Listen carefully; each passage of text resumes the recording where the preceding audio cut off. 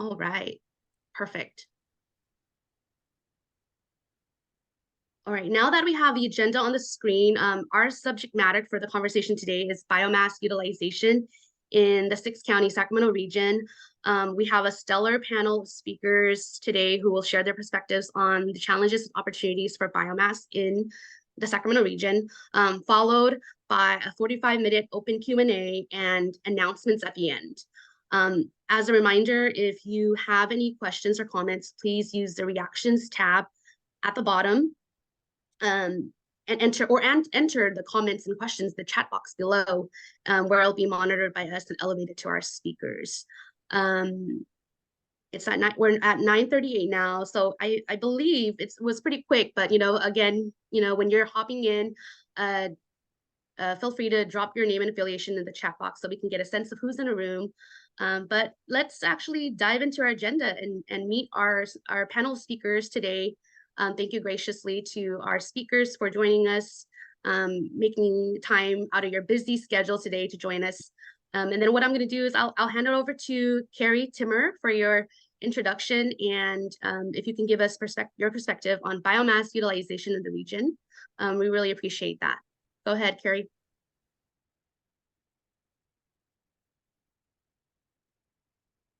Sorry, trying to unmute. Can you guys hear me okay?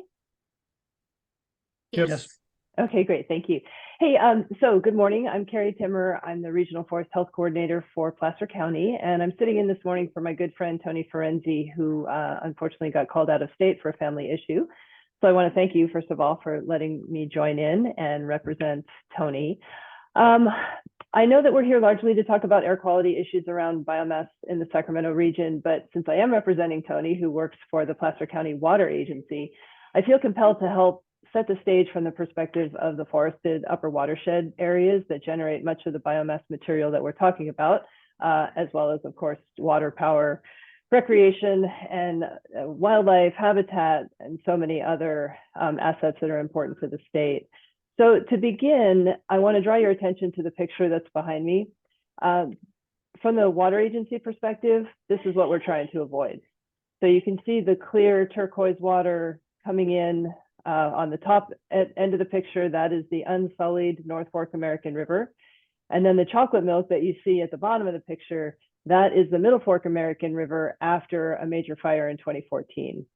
And so, major fires come through, they severely burn everything down to the ground, winter storms follow behind them, and then in the spring, this is what we get, which is, bad on so many levels. But from the water agency perspective, of course, it affects their distribution, their storage, their equipment, and Placer County Water Agency had to spend, I don't know, upwards of $10 million the first year after this fire to help deal with the sedimentation. And I can tell you, I was at a board meeting of theirs just a few months ago, and they're still having to allocate funding to deal with unplanned maintenance and other impacts related to this fire that was almost 10 years ago. So because these headwaters water agencies provide water and power to the Sacramento region, they're uber involved in forest management to try to reduce these kinds of impacts. And so that includes biomass removal and utilization as a means of improving forest health and resilience to fire. Because not all fire is bad, as we all know. We need fire, but it's really difficult when it is as severe as some of our more recent fires have been. So if you could go to my first slide, please. So this just gives you a sense of what kind of work we're talking about. So on the right-hand side of this picture is, this is an area in French Meadows, which is one of the two reservoirs that make up the bulk of the Placer County Water Agency and Placer County combined Middle Fork project that provides water and power. And so on the right-hand side, you see a way overgrown clogged forest, lots of small trees and shrubs that can serve as ladder fuels to bring fire from the ground up into the crowns, which is what allows it to move so quickly. And then on the left is an area just across the road that has been thinned out based on ecological forestry principles to remove some of that excess fuel and return the forest to a healthier and more resilient state.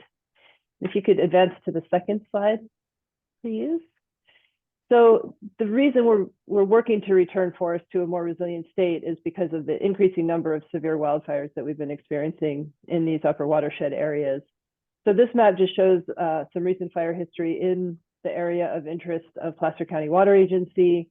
The darker red blobs, if you will, indicate more traditional fires, slower moving, not as severe, in some cases, the kind of fire that we actually like to see on the landscape.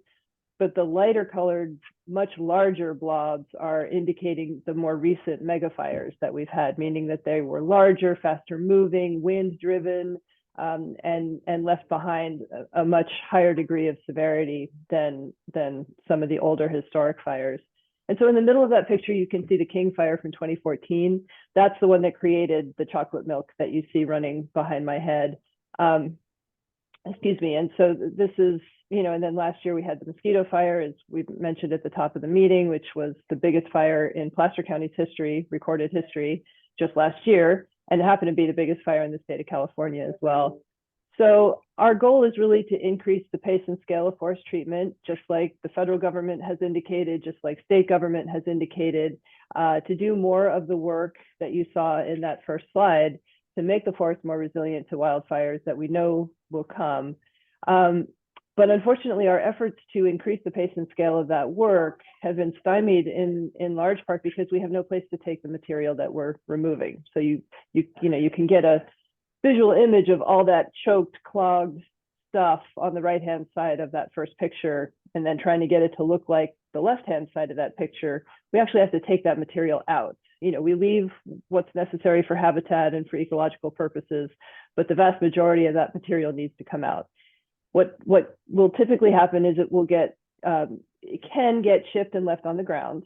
So at least in that case, you've changed the profile of the fuel. It's not standing. It's not going to allow for a crown fire to advance the fire with great speed, but it is still fuel.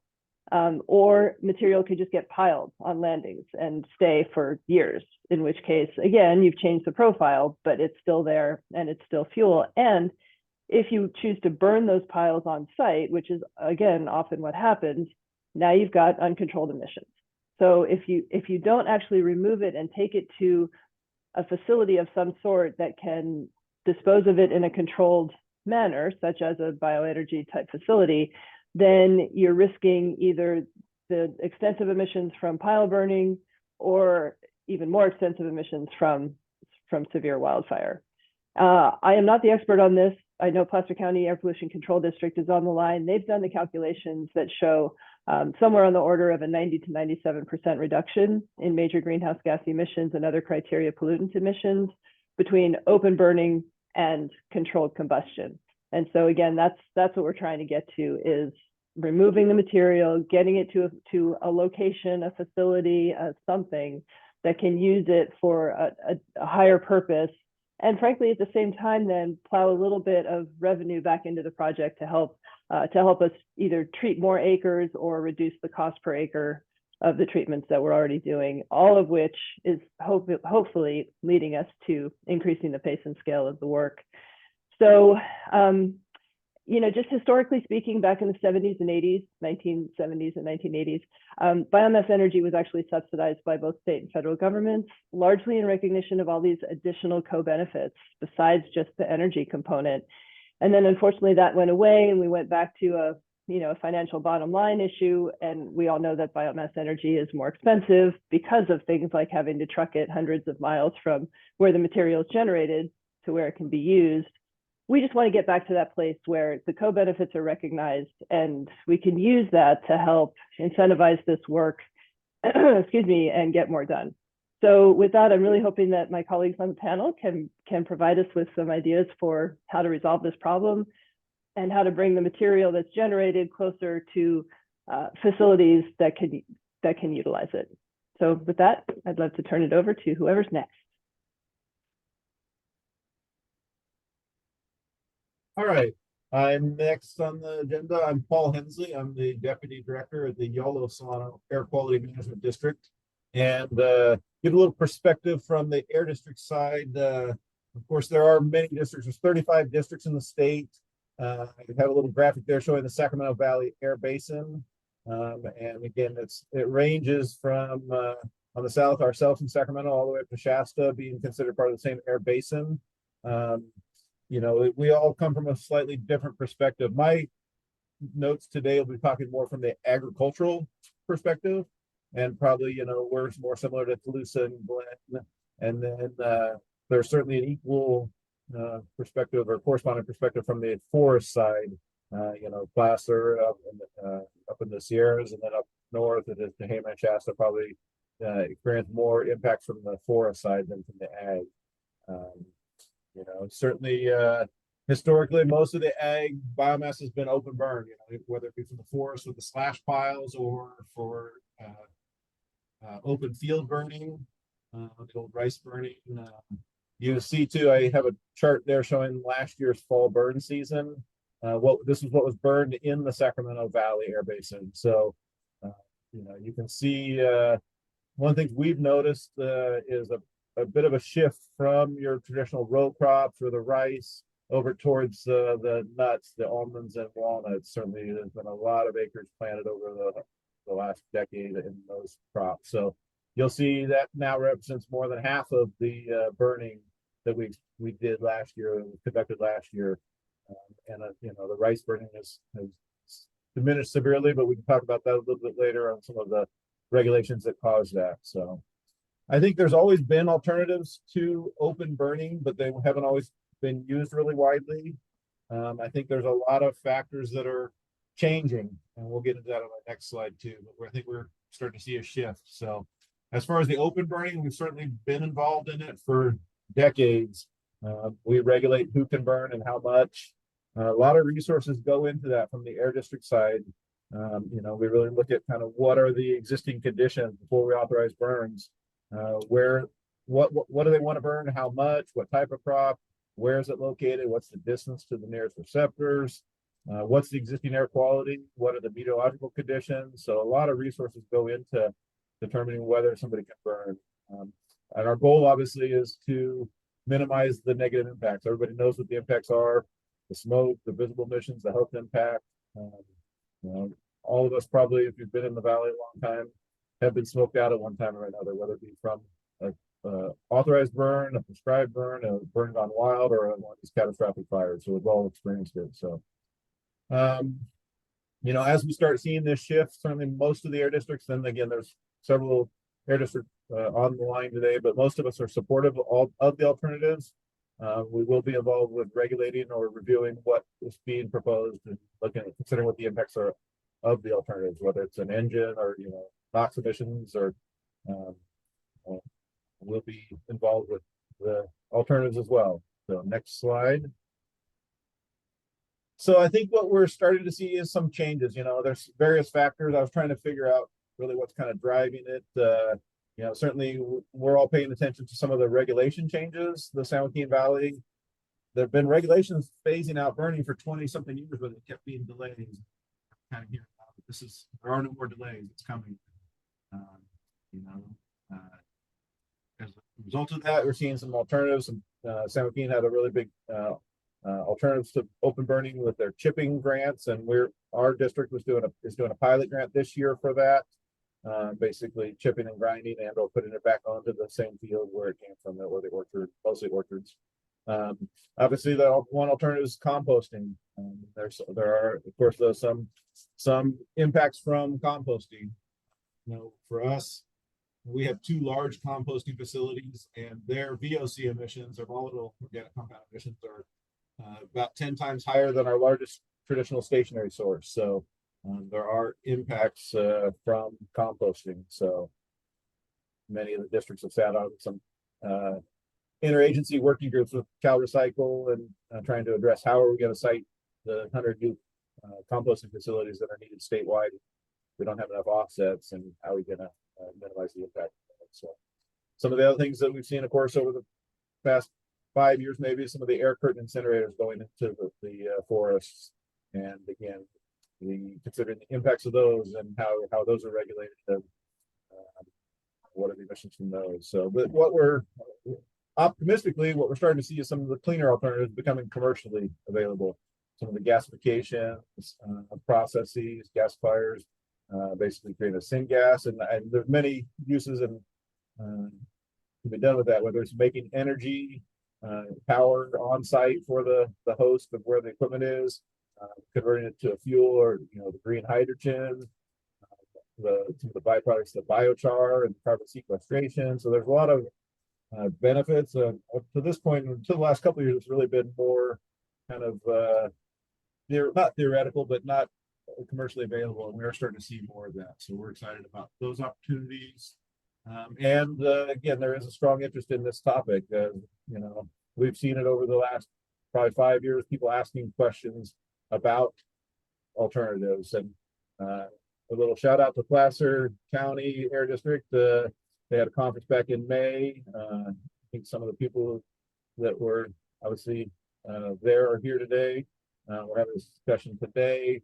That Sacramento Valley Air Basin, the Basin Control Council is actually organizing another conference in October. Again, put a little plug, October 5th and 6th in Winters, California, in our district in Yolo County. So we're going to have a day and a half conference, including trying to put together a little field trip to see us in a gasification process. So that's a little bit of my notes. I guess one of the challenges that I see kind of is really the cost of that new technology, compared to the open burning. And we can get a little more of that maybe later in the question and answer, but that's kind of really one of the challenges is going to be the costs. And I'll turn it over to Chuck. Thank you. Thank you to everybody attending and your interest in this subject. We appreciate your interest and your time that you're committing to us. I'm Chuck Smith. I'm CEO of Hotel Integrated and Stonebridge Sustainability Solutions, Inc. We're umbrellaed in the Center of Resilient Sustainable Solutions facility located in Newport Beach since 2011. Our companies have approached the biomass from a sustainable solution basis by analyzing the problem with those directly engaged. And in this case, the initial was with the U.S. Forest Service.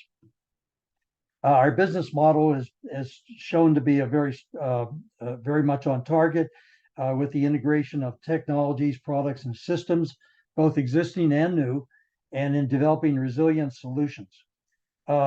It has proved itself because it received the California Governor's Gila Award on environmental and economic leadership for its innovative solutions and for its sustainability achievements.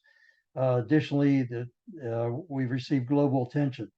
Over the past few years, as we all know, worldwide attention has been placed on environmental issues surrounding forestry operations, in particular, the impacts of catastrophic wildfires, of which biomass is a component of it. I'm going to enter this discussion from a technical solutions perspective for the purpose of adding an additional resource to the toolbox to mitigate catastrophic wildfire instances through fuels reduction and highlighting on-site biomass processing and commodity generation as a potential solution for consideration.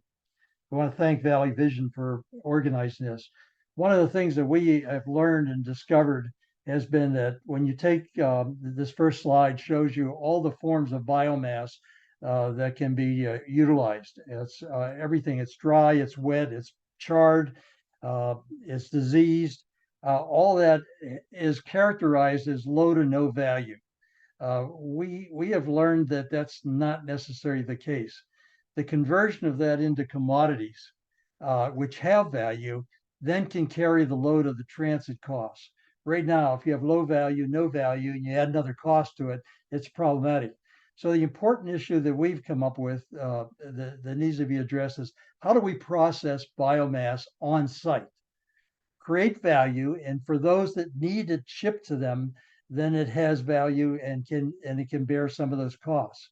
The next slide, please. How we went about this real quickly was with the U.S. Forest Service, with Henry Provincia and the innovation team out of Flagstaff, Arizona.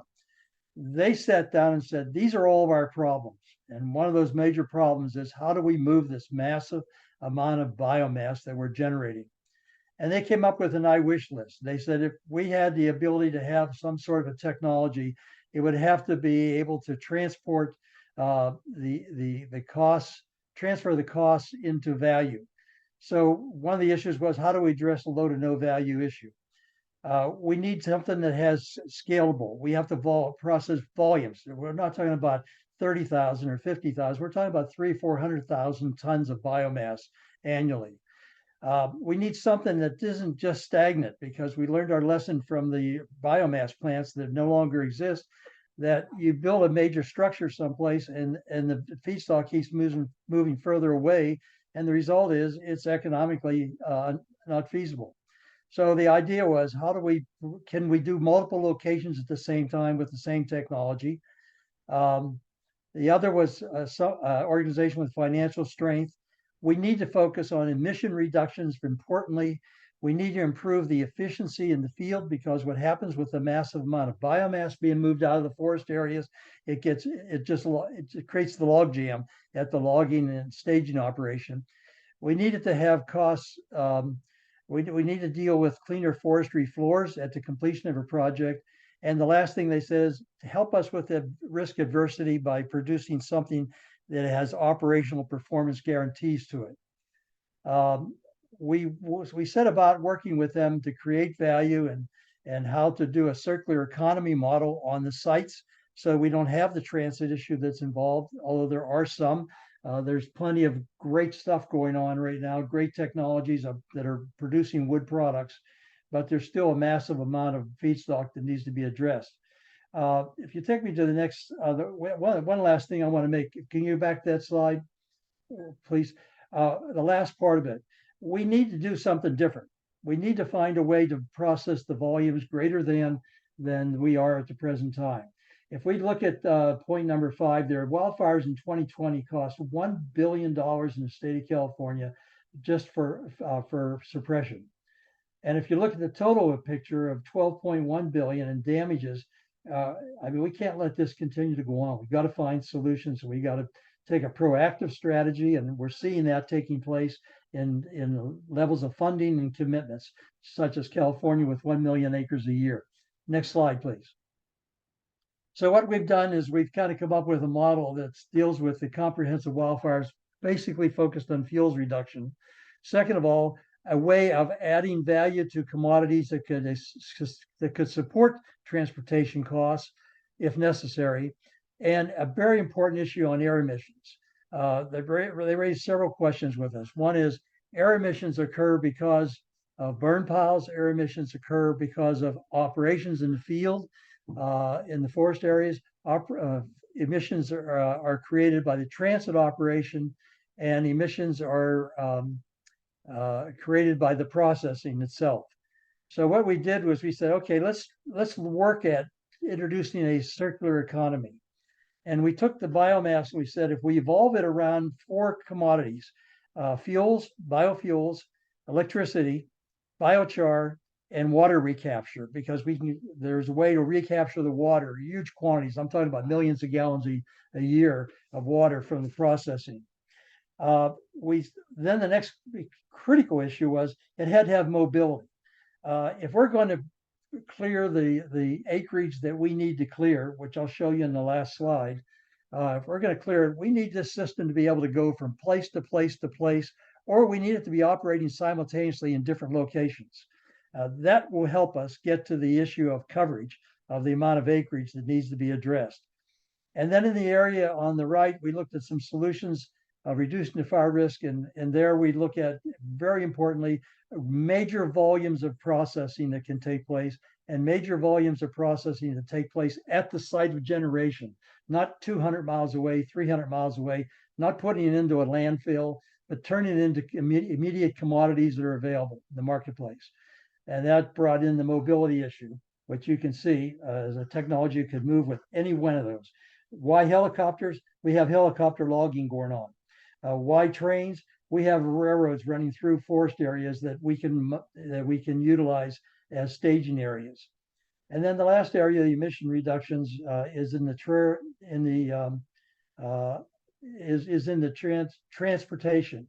EPA points out that if we can fuel the operations in the field, if we can fuel the transit operations that are required with the B100 fuel, we can reduce emissions by 65% in the operations. If we can eliminate the burn piles, we eliminate all the emissions. And that's important because we all know the major catastrophic wildfires we've had have basically wiped out all the efforts and energies we put forth over the years in just the three major fires: Dixie, Paradise, and Caldor Grizzly Flats. Next slide, please. This I want to summarize with. This is a report that came out from the U.S. Forest Service, BLM, and USDA. And they cited that there's 50 million acres in this country that need to be addressed. They broke it down to the 10 initial landscapes in 8 states.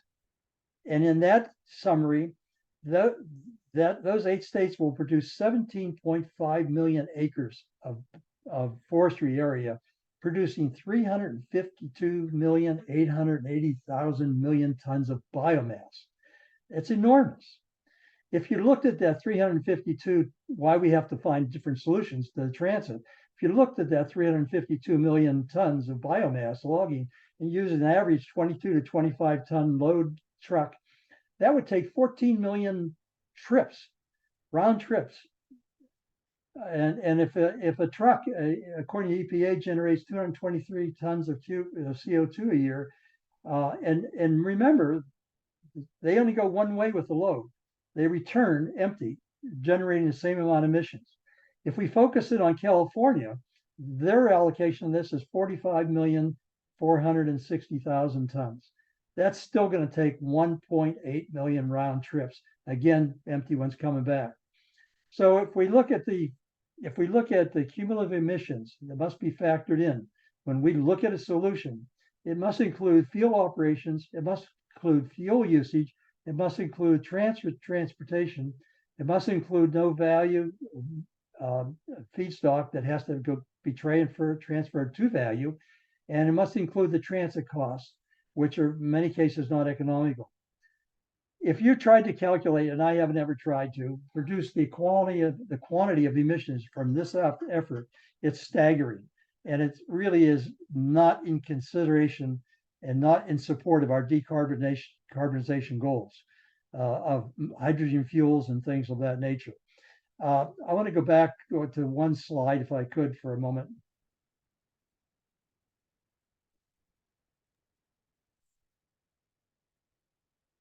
And Chuck, you have about a minute left. Okay, thank you. Okay, and so what we're looking at, if you look at the slide at the bottom that has the fuel, the electrical meter, the biochar, and the water, to the left of it is the circular economy. What we see as a possibility, and we think it can be done confidently, is to inject into the forestry operations a circular economy. We can, on site, could produce the fuel that's necessary to be used, eliminate the transportation costs in. It could produce the fuel as B100. It would reduce the emissions on the operational site and any other transit operations. It can produce the electricity that could be used behind the meter or in a microgrid or in some other fashion. The biochar is being discussed by U.S. Forest Service of being blown back into the burned out areas to accelerate revegetation, and the water recapture. All this can go back into the project, so that what we've actually developed is a circular economy at the site, processing the biomass as it is being generated. Thank you very much. Thanks, Chuck. And then we're gonna spotlight Martin now. Good morning, everyone. Martin. There. Good morning, everyone. Martin Tavier, Biomass Program Director for the Watershed Center. My organization is up in Trinity County, but I am based out of Grass Valley here in Nevada County. I work statewide. I work with both Forest Service, CAL FIRE, and variety of local agencies. And I won't have slides. Instead, Kathy will drop some links into the chat that are listed here on this initial slide. Because we heard about some of the challenges we're facing, so I'm not repeating those. And I'm technology agnostic, be it energy, be it durable wood products. I work across the sector. I'm not an engineer, but I'm looking at it as long as we don't have to burn it and inhale it either from a slash pile or a wildfire. Anything else is a better solution. So a few years ago, I started developing this a document, mobile modular wood processing technologies. This resides on Google. It's just a document with a range of technologies that can be moved about the landscape, produce a variety of products, from char to firewood and energy. So depending on where you are, what your funding is, what you can afford in terms of equipment pricing, how much feedstock you have, what kind of product makes sense in your location, you can go through this and pick and choose.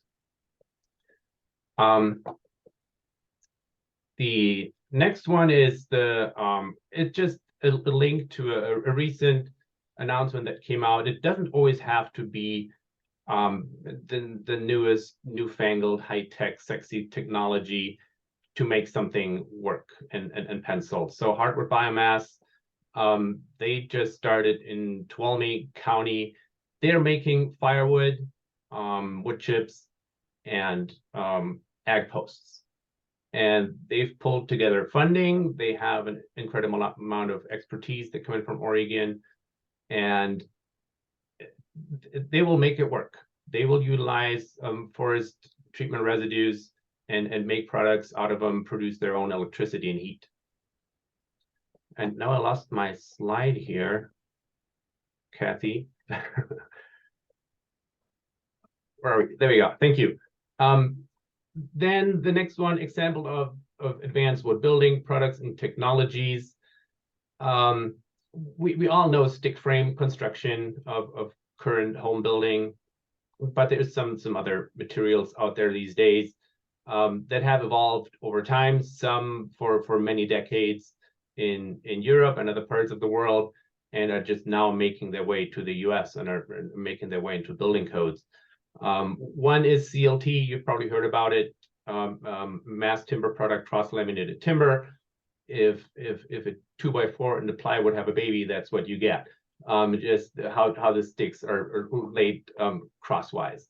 Another one is mineral bonded Excelsior, which is what you see on my left side here, which is material, wood strands from small diameter timber and mixed with cement and water and cast into these panels, mostly used in the US as acoustic wall and ceiling panels, but there's a manufacturer in Sweden that makes actually whole wall elements. So similar to CLT, you get the whole wall pre-cast at the factory, shipped to the site, and your building is assembled.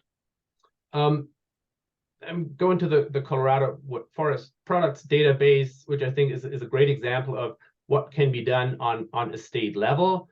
They have this database where manufacturers of wood products that utilize at least 50% of Colorado grown trees and make a variety of wood products, from firewood to siding to caskets. And as a user, as a customer, you can go to this website and see who is producing what in the state and buy local. And I'm hoping we at some point we can get to something similar in California. Now I'm jumping to my resources in Google Drive. This is just a collection of a variety of documents that I've gathered over the last few years. Reports from state agencies, federal agencies, and just to show the range what's happening in the state in terms of how can we utilize forest biomass. And then the last one, just to nerd out when you go to the next party and want to brag how many wood products you know. This extension forester in I think it was in Kentucky made this list of products made from wood that used to be made from wood. Many of them these days are made out of oil or natural gas products. I used to sit on a wooden chair. Now my office chair is mostly plastic and steel. So there's just a whole range of products that can be made. And yeah, so I'll leave it with that and give it back to Kathy. Thank you, Martin. Really appreciate all the speakers giving your perspectives on biomass utilization in the 6-county region. I think that we are definitely nerding out on biomass, which is pretty cool.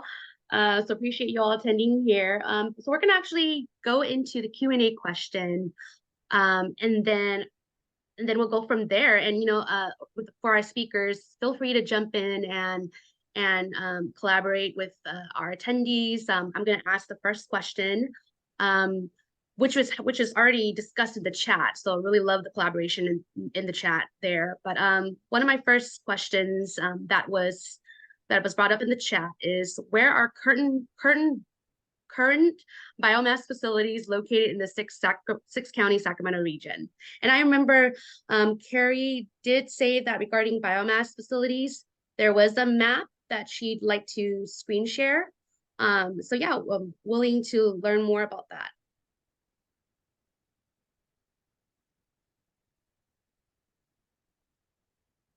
She's pulling up that map. It's definitely smaller now than it used to be. I think, the push back in the late 80s was to go for biomass. It was the renewable energy. There were probably 100 biomass plants built statewide.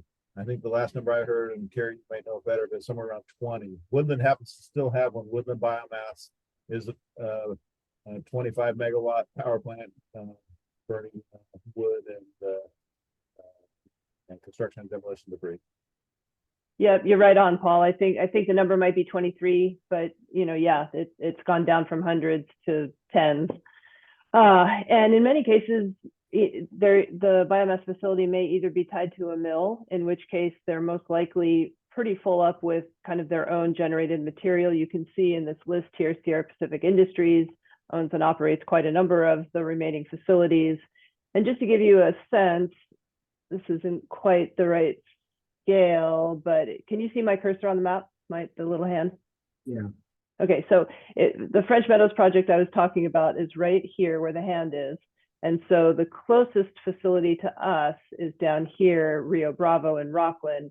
That's about 100 miles. And because of the windy, crazy, rough Forest Service roads, it takes about 2.5 hours one way. So a truck can maybe on a good day take 2 to 3 loads. Whereas, if you're working closer to one of these facilities and the material that you're pulling out is close to the road, which is not the case when you're working up in the woods, you're maybe talking half an hour. So it's fuel and it's the driver's time. So, that gives you a sense. The next closest one is Quincy, but that's tied to SPI, a mill. And so they're not accepting material from outside sources. So for us, then the next one is Honey Lake, way up here. That's about 240 miles one way and about 5 hours of drive time one way. So that just gives you an idea of why these solutions that can either bring the facilities, the generation facilities closer to the material would be great, or other solutions like midway landing sites where material can be stockpiled or aggregated and then distributed out from there to facilities that would make that haul time not quite as bad. And maybe some more what's happening. I hope most of you have heard of the biomat program, the bioenergy market adjusting tariff, that's been on the books and requiring the utilities to purchase power from bioenergy facilities. There's 3 categories: dairy, ag waste, and forest products, or forest waste. Myself working in the forest sector, this has been on the books for 11 years.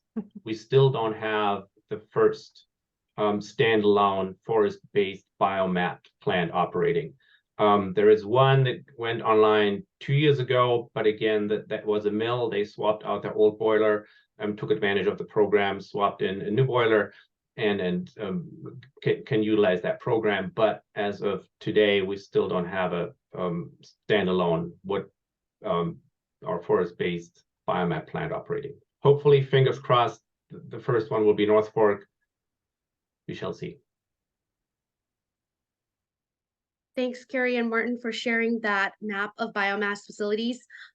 Would you be able to share that with us, and then we can also pass it on to our attendees next week?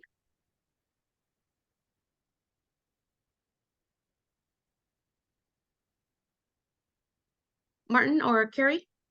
Yeah, Kerri will share this. And there's another one that the U.S. Forest Service and UC ANR, Ag and Natural Resources, has. I'll find the link and put that in the chat as well. Perfect. Appreciate that. Thank you.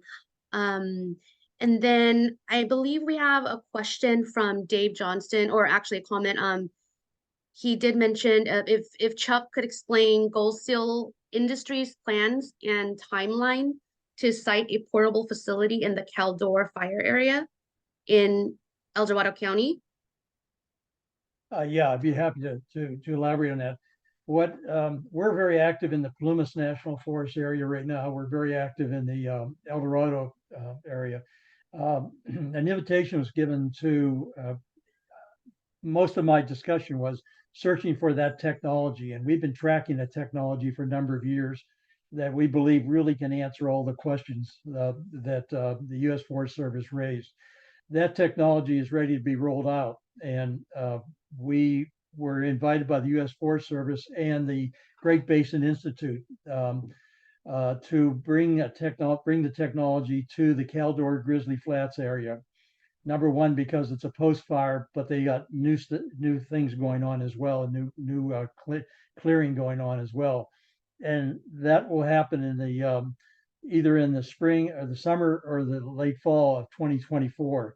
And what they've done is they've set up a 30, 60, 90-day demonstration period to be able to demonstrate all the claims. And the claims are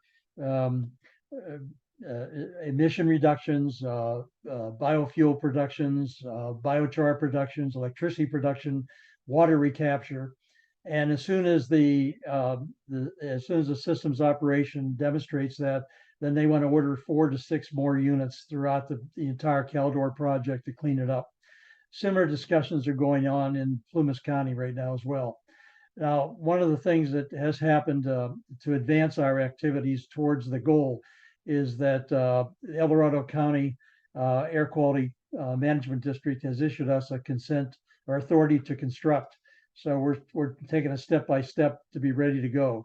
But we think it's a technology that really answers the issue of processing biomass at the generation site. We've talked with loggers who say, if we could put you right on the site where we're staging and we could bring our biomass there, we can bring as much biomass out of the forest as we can. Right now we can't, because it's all piled up there, and we can't get it out by trucks. This eliminates our whole trucking issue, and it creates value immediately to the low value, no value. Thank you. Appreciate that, Chuck. And we'll also be sharing more resources as well next week. And then I believe Paul did answer this with the link, but Bill Dean had a question. What is an air cushion incinerator? And then there was also a link that Paul shared. Yeah, I was gonna say I can go ahead and share just that image. Maybe. Hold on a second. Basically, it's controlled burning instead of the traditional open burning. So here's the concept that basically with a blower, so you load the material. This would be something that would be taken to, in this case, like the forest after a burn, or as you're cleaning it out, and basically use loaders to dump the agriculture or the forest waste into this shell with a blower going across it. So the burning is in a little bit more controlled fashion, not as much as what a traditional biomass power plant would be, where you'd have bag houses or control devices, but they are portable. I think and again, I'm not endorsing this one particular brand, but this is just one that came up really easy on the search. But you can see they just load the material in. It's burning there with a fan blowing across it to control the emissions. Some of them have the option to generate power as an additional benefit, and of course produce the biochar. So the air curtain incinerators, I think the Cal Fire bought several of them last year or over the last five years. The one difficult component of that is they're defined as an incinerator for federal purposes, so they require a Title V permit, a major source permit. There were some exemptions during the emergencies, but certainly many of the air districts are aware of these and are either regulating them or issuing permits for them as well. So it was an alternative that's cleaner than the traditional open burning, but not as clean as the alternatives that we're kind of discussing today. And if you go to the mobile modular link that I provided, there's several of those in there just because they come in different sizes, and they're incinerators. So all they do is just get rid of the material. There's some other technologies that are purpose-built that actually produce biochar in the process. They're still reducing the volume of your piles and material, but you end up with a product rather than just getting rid of that pile. So again, there's a whole range of technologies nowadays available at different cost points as well. My understanding though about biochar is there's still really no decent market for it in California, that it's still actually, I find this hard to believe, but I keep hearing and reading that it's cheaper to import it from out of the country than it is to use what is produced right here. So, yes, you know, I know that often that gets put into a pro forma that we're creating a product that can be sold. Well, that's great, except if there's nobody to buy it, then we're not closing that loop. that is correct. Thank you for that. And then I also have a question from Amy, but I believe Ralph Popper did submit a comment and question. He said, wood waste to methane anaerobic digester, which is a pilot facility in Auburn in the year of 2018 by a Canadian company. How did that turn out? Is that something that any one of our speakers can speak to? Are you familiar with that? And Ralph, feel free to jump in and unmute yourself if you want to explain a little bit about this. Just to say, I'm aware of its existence. I have not toured the facility. I don't know a whole lot about it. I understand it is a pilot. I think it's located at the Western Regional Landfill site. And so I think it could be promising, but I'm afraid I don't have any more detailed information than that. We might try and put our friend Eric on the spotlight here. Yeah, I'll go ahead and jump in. I'm Eric Otto. I'm the program manager for the Western Placer Waste Management Authority. And I think the facility that we're referring to is a pilot study that is owned and operated by Biogas Energy. They're not producing methane. They are taking wood waste to produce bio oil and biochar, but they are looking at other opportunities to create pipeline injectable CNG from that material. And really the idea was to demonstrate the technical and economic feasibility of this system for deploying it more at the source. So exactly what's been talked about in this discussion here of having smaller facilities right near the source of the wood, but not sure how much further Biogas Energy has gone with it and whether it's really ready to roll out to anybody. But we'd be happy to put this group into contact with Biogas Energy and even facilitate a tour out on our site if anybody's interested in seeing that technology. Thank you, appreciate it, Eric. Yep.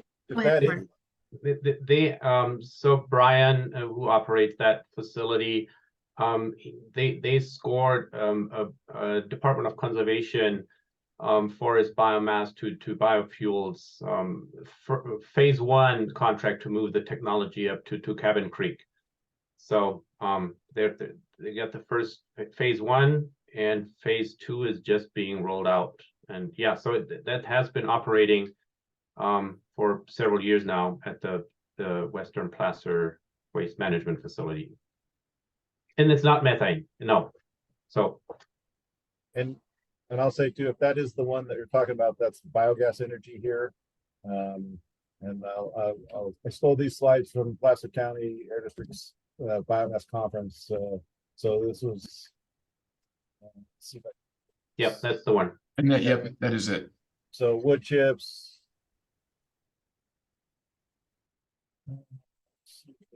So there it is, making that actual biofuel, I believe, or the. So it has been running there, it appears, for a number of years. And Thanks, Paul. if folks are interested in like deeper dives on all of this, I know we dropped a link in the chat to the conference in October in Winters. So that'll be a great opportunity for folks who are interested in learning more. Thanks, Adrian. We'll also share the registration Eventbrite link as well at the end when we do the announcements. And then Amy's question is, what are the workforce needs to support the biomass industry? Since this is an emerging industry, are there transferable skills from other industries that would meet the needs? Very good question, Amy. Anyone who can speak up? Yeah. So from what I heard from CAL FIRE, they're talking about 10,000 new workforce, but that's everything, right? That's from fuel mitigation on the landscape, all the way to operating facility. And yes, I mean, a lot of this is transferable. It's some engineer, it's much of it is automated, or if you go back to the basics, to a sawmill, they've been around. Yes, some of the skills have been lost because we went from whatever over 200 sawmills in the state to over a couple dozen to a couple dozen. So yeah, I mean that labor crunch is real, but a lot of it is transferable. Yes.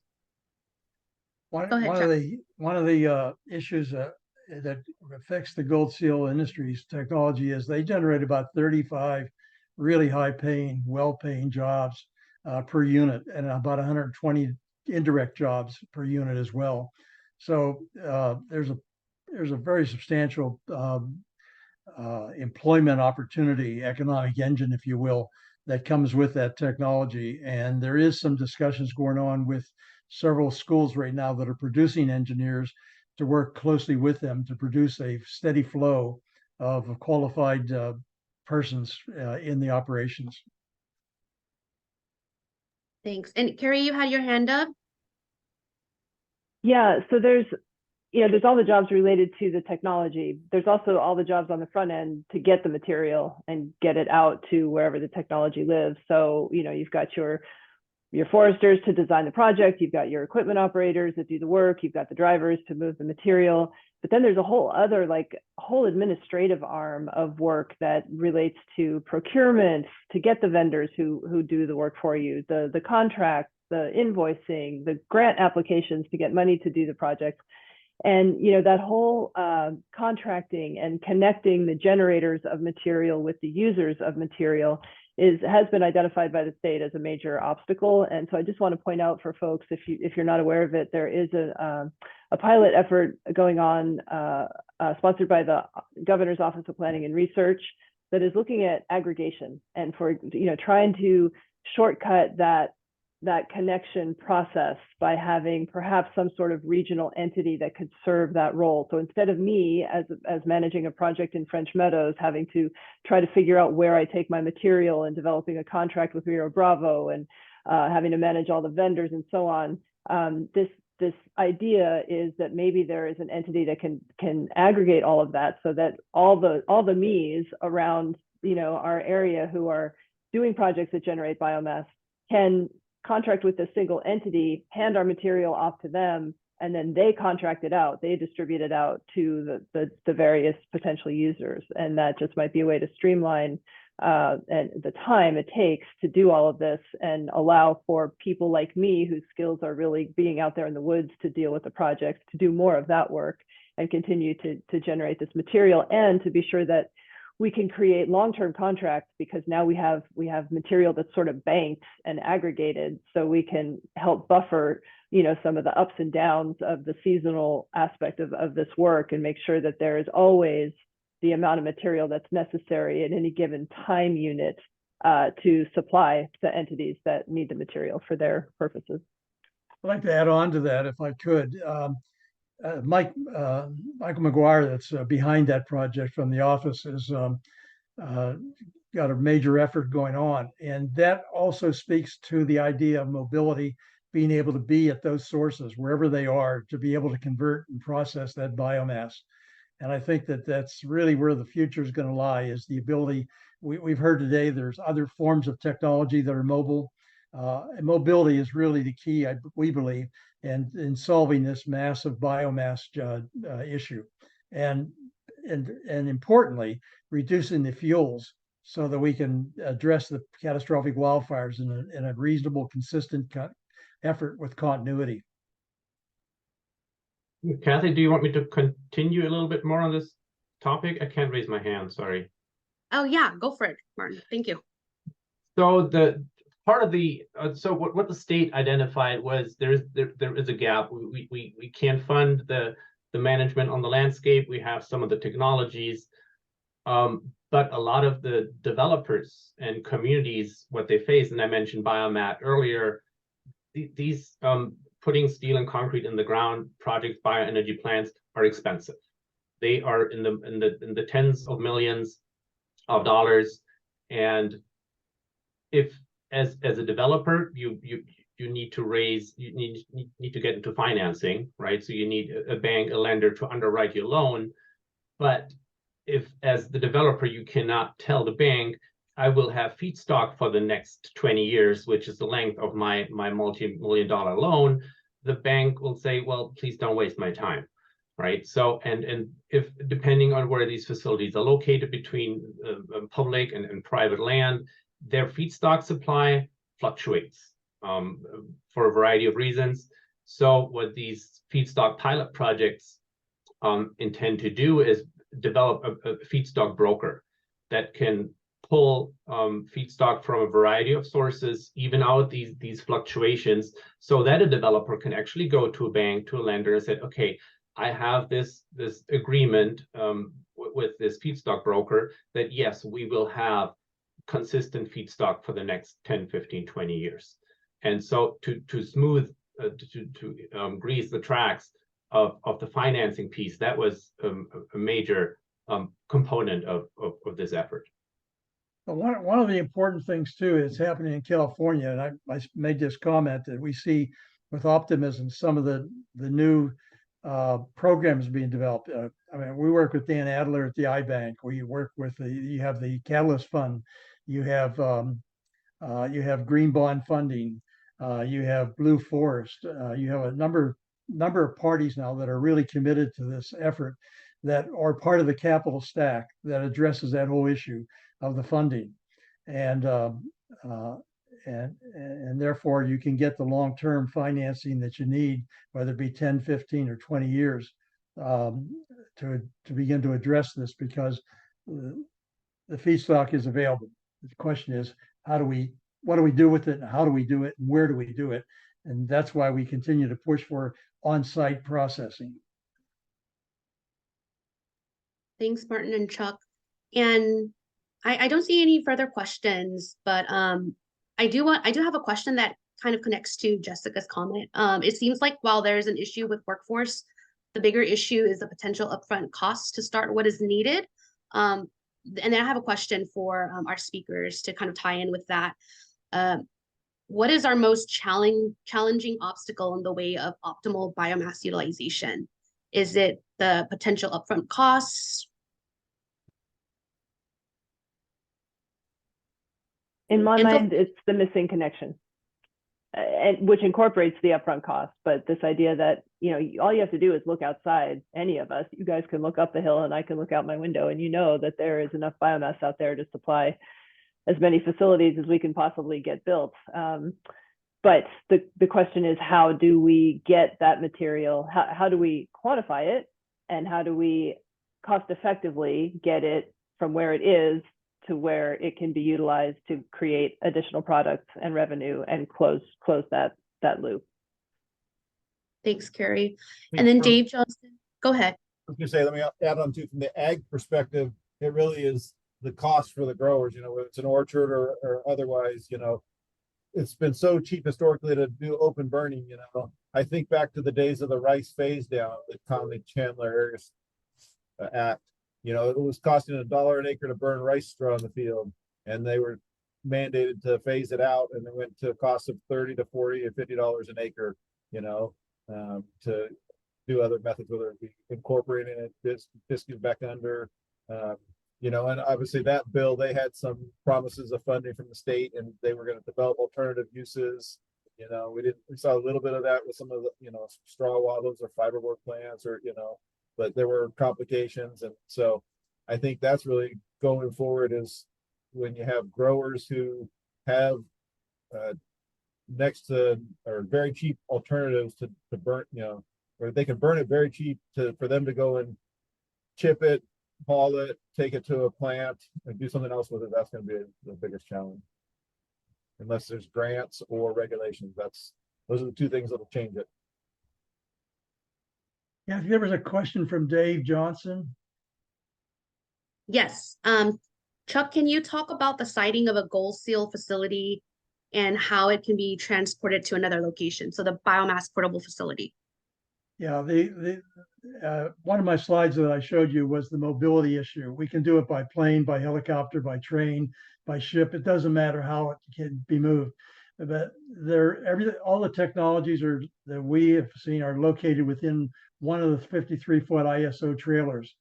So they can be stacked, they can be vertical, they can be whatever the case may be. And we can move it in. And one of the important things is that working with the loggers is a coexistence with them on their staging site. So a staging site could be 5 acres, it could be 10 acres, it could be 15 acres, it could be 20 acres, whatever the real estate would permit. And we would co-locate these facilities with them so that we can process immediately as it's being brought out of the forest. When the project is done, say it's a 10,000 acre project and it's completed, and then the next project is identified, we simply move the technology, the entire system, to the next location and process there as well. It doesn't require any additional CapEx expenditures. It's simply taking that technology and using it.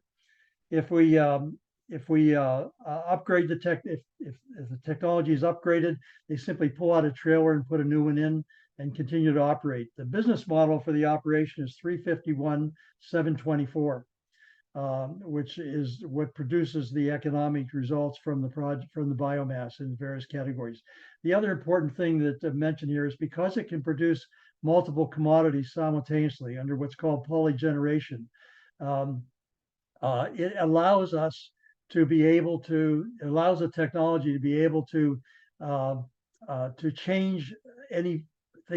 For example, market fluctuations occur by pricing and by demand. By changing the product, the commodities set that's being generated allows them to generate that. And as a result of that, they've been able to get the technology operational performance guaranteed worldwide by Lloyd's of London. So they have been able to meet the U.S. Forest Service's objective of being able to have operational performance. So those are all factors that have come from the in-depth studies in that with those who are directly engaged in the biomass issue. I wanted to touch on another point that's related to workforce, and that is housing. I think if you've been paying attention to the housing challenges in California as it is, both in terms of price, what it costs to rent a place, and where they are or not are. If you move a workforce into the woods, they have to live somewhere, because these are not jobs that are done in a week or two and you can't live out of a car or a tent. So it's just another piece of the puzzle, another challenge that needs to be addressed. And that's where the wood products or durable wood products and building low cost, affordable or budget forward housing for this workforce, because they're not going to make $100,000 a year. So where do we locate housing for these people that will be working in the woods? Yeah, that's a good question. Thanks for bringing that up. You know, if you want to support the workforce, you know, where will they be housed, especially if it's in the forest? Any other questions from the group? Kerri, you had something to say? Go for it. Oh, so many things to say. I couldn't agree more with Martin. You know, we are the closest town to the French Meadows project that I'm managing right now is easily a 2 to 2.5 hour drive. So, you know, that's where housing would be built. You're still traveling a great distance and amount of time to get to the job. So our vendors typically camp, which is of course not ideal. So yeah, cracking that nut is going to be very important. But I'm also wanted to bring up the question, and there's maybe no answer today, but carbon credits. And we've been doing, because most of the work that I'm doing is on federal land here in Placer County, which makes up roughly 50% of the county. There's all kinds of restrictions about bringing in private industry, private companies, technologies or whatever to use on public land that generates revenue. And then where does that revenue go? Like who, in the case of carbon credits, who would get the credit? Can it come back to the project? Is it even allowable? And I've talked to like 3 different Forest Service representatives, and not to throw them under the bus, but I got 3 very different answers, none of which was the one I wanted. So I'm just throwing it out there for, you know, bigger brains than mine to be keeping this in mind of all of the different possible revenue stacking that can be done. And I don't understand enough about it myself. Chuck, I'd be really interested to know if you guys have thought about that and incorporated that in relation to the carbon impacts of the, you know, the mobile technologies that you're talking about. And, you know, does that come out in the biochar? And then what do we do with that? And, you know, just there's a lot of unclosed loops of conversation and opportunity that I look forward to this group thinking about as we go forward. Yeah, just one comment on that, Kerri. We're working with groups that deal exclusively in the carbon credit marketplace. We don't look at the financial performance of a project requiring that. We look at it as a basis that stands on its own 2 feet economically. But if we can add some hot fudge to the top of it through the carbon credits, that we intend to do that. But we've been working with Dave Sanchez at UC Berkeley, who is very knowledgeable in the carbon credits and very much involved in that whole industry. Thank you, Kerri, for that question, and Chuck for trying your best to answer that. I believe we're at 5 minutes left of the Q&A. I do have one question, which is a question that we typically ask at our CAPTAC meetings. And this is actually open to all speakers, so feel free to chime in. What is one bold prediction about biomass utilization and innovation 10 years from now?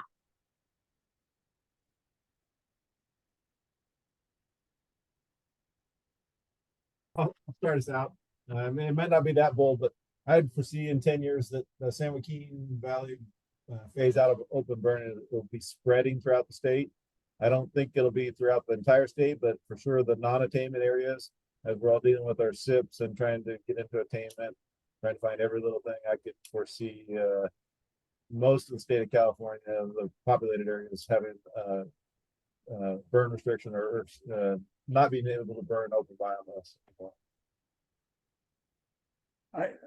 I think optimistically. I think that in 10 years we're gonna have our arms around the emission issue. We're gonna have our arms around the transit issue. We're gonna have our arms around the commodity issues in such a way that it will be a major industry that is accomplishing all that it needed to accomplish. And I say that because you look at some of the commitments that are being made at the federal, state, and county levels.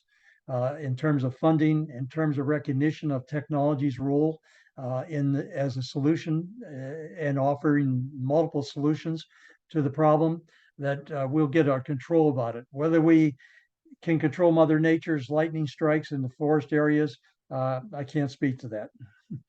But I can speak to some of the issues that we need to do to mitigate as best as we can, and we will be able to over a 10-year period.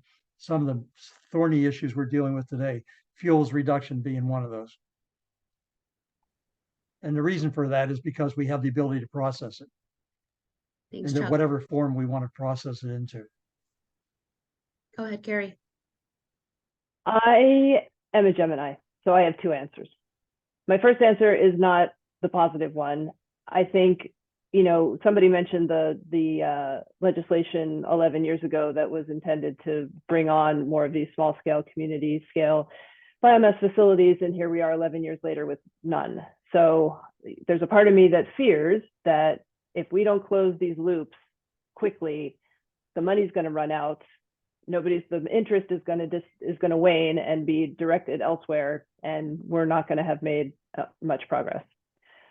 The positive, so that's the devil on my shoulder. The angel on my shoulder says that, you know, there's a sense of urgency because of our recent fire history, and we have a number of potential solutions that are like just about ready to try to pilot and implement, and that if we can really pull that off, and I keep saying this, but if we can close some of these open loops through the aggregation process to generate upfront money, through market development to find something that is economically feasible to do with biochar and some of these other byproducts, if we can get people to finally return to the time when we acknowledge the co-benefits of biomass, that we have some hope. So I'm going to try to listen to the angel and not the devil. Thanks for providing both perspectives, Kerri. Go for it, Martin. I'm a Leo, so I don't know how that translates, but I think two components are important, and Kerri touched on one of them. One is education and information of the public, because a big reason why a lot of these things are not happening is because of a noisy minority opposition. Believe it or not, there are counties in this state that had bills passed last year. They are not even allowed to talk about bioenergy from forest biomass. So that's just the context or the playing field we're on. The other one is the difference between financing and funding. Right now, we live in a year or two, maybe 3, of financial gushers, both from the federal as well as state level. This will not go on forever. I mean, last year California had 100 billion surplus. Now we're in a 40 billion hole. So these things change rapidly. So I think anything that in this space needs to look forward to a sustainable business model, making products that actually sell in the market. They're not as sexy as an iPhone, so it's a little more challenging to find this market. But this is what will be necessary. We cannot continue to rely on millions and millions just as grants being doled out. So yeah, these are the two challenges that I see going forward. The technology exists. I mentioned earlier, Europe has a few decades ahead in the US compared to the US. Some of it just being imported. The biogas energy that was mentioned earlier, that's actually European technology being piloted or demoed in California. Well, it's been working in Europe. I think it'll work in California as well, but it's still called a demo or a pilot for I don't know what reasons. So this stuff exists. It needs to be implemented. Thanks, Martin. And Adrian, you have a question? I'm curious what counties Martin was referring to that don't let where they pass these laws to not talk about bioenergy. Alpine. I think it's only the eastern, the eastern part of the county. So somehow and it wasn't a bill, but yeah, something that they're not supposed to talk about that kind of utilization. Weird things are happening. Thank you, Martin. And it's 10:51 now. So, really want to say a huge thank you for all the questions and comments. I think, we can spend another hour talking about this, but, it's a good segue to what's happening also in Winters, California, which I'll share in a bit. But we're at time. I do have some announcements for this group before we wrap up the meeting. Please consider joining us in Winters, California on October 5th through 6th for a 2-day conference inviting agricultural businesses, regulators, researchers, policymakers, and others to learn about possibilities for agricultural biomass utilization. The conference is hosted by the Sacramento Valley Basin-wide Air Pollution Control District. Council, not district, but we'll drop the link to the Eventbrite registration at the bottom. Thanks, Adrian. The second event is Valley Vision is hosting our second Livability Summit on October 30th. The annual Livability Summit is a full-day conference and community event focusing on data-driven action to improve quality of life for all across the Sacramento region. Registration is live now. Doors open at 8 o'clock. Thanks, Adrian. And if you want to learn more about our annual event, please visit our Livability Summit website, which we'll also share in the chat. So more information on that website. Thanks. And lastly, the Cleaner Air Partnership and UC Davis Institute of Transportation Studies are both co-hosting a half-day bus tour, tentatively scheduled for October 4th, Clean Air Day, where we're all visit innovative future mobility sites around the Sacramento region and connect with leaders and researchers in the field. If you want to participate, complete the interest form to express your interest in the bus tour. Thanks for dropping that in the link. And to close this meeting, I want to thank our speakers, Kerri, Paul, Chuck, and Martin.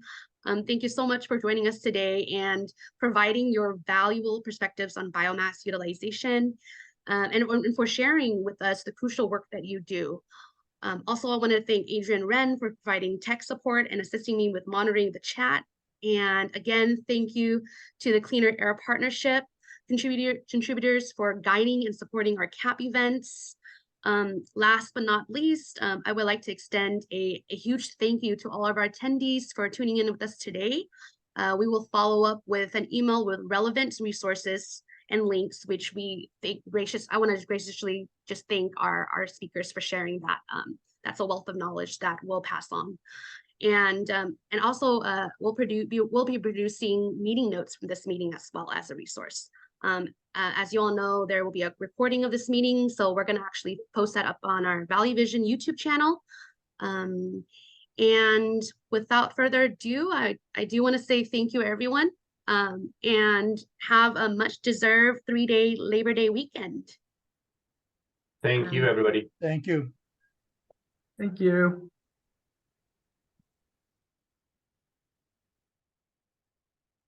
Bye.